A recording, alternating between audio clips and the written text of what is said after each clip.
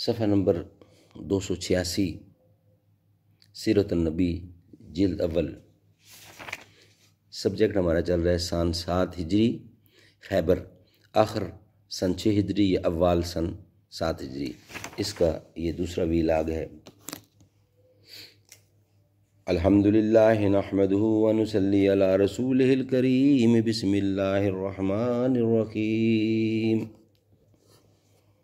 خیبر اب اسلام کا سب سے بڑا حریف اور اسلام کے لیے سب سے زیادہ خطرناک تھا۔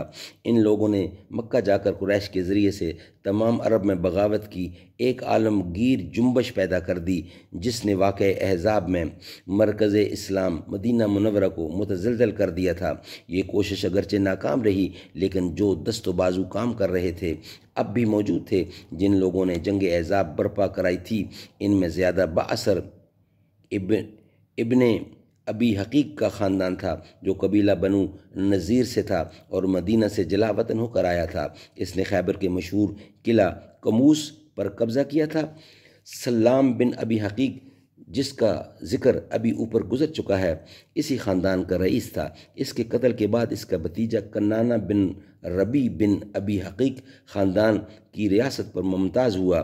خیبر کے یہود ادھر تو غطفان سے اسلام کے مقابلہ کے لیے سازش کر رہے تھے، ادھر مدینہ کے منافقین ان کو مسلمانوں کی خبریں پہنچاتے رہتے تھے اور ان کو ہمت دلاتے تھے کہ مسلمان تم سے سربر نہیں ہو سکتے۔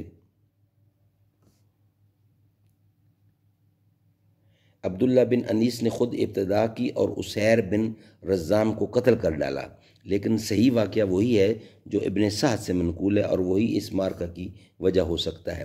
رسول اللہ صلی اللہ علیہ وسلم نے چاہا کہ ان لوگوں سے معاہدہ ہو جائے، اسی بنا پر آپ نے حضرت عبداللہ بن رواحہ کو بھیجا تھا، لیکن ادھر تو یہود خود سخت دل اور ایک بدگمان قوم تھی، ادھر منافقین ان کو ابھارتے تھے۔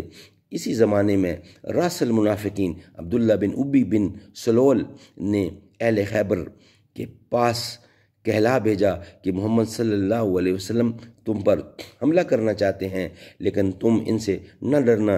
ان کی ہستی کیا ہے، مٹھی بھر آدمی ہیں جن کے پاس ہتھیار تک نہیں ہیں۔ یہود نے یہ سن کر کنانہ اور ہودہ بن قیس کو غطفان کے پاس بھیجا کہ ہمارے ساتھ مل کر مدینہ پر حملہ کرو تو ہم نخلستان کی نصف پیداوار تم کو دیں گے۔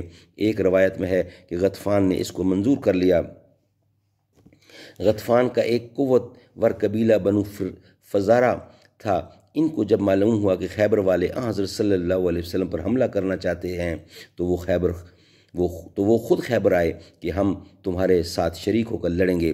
حضرت صلی اللہ علیہ وسلم کو جب یہ معلوم ہوا تو آپ نے بنو فزارہ کو خط لکھا کہ تم خیبر والوں کی مدد سے باز آ جاؤ، خیبر فتح ہو جائے گا تو تم کو بھی حصہ دیا جائے گا، لیکن بنو فزارہ نے انکار کیا۔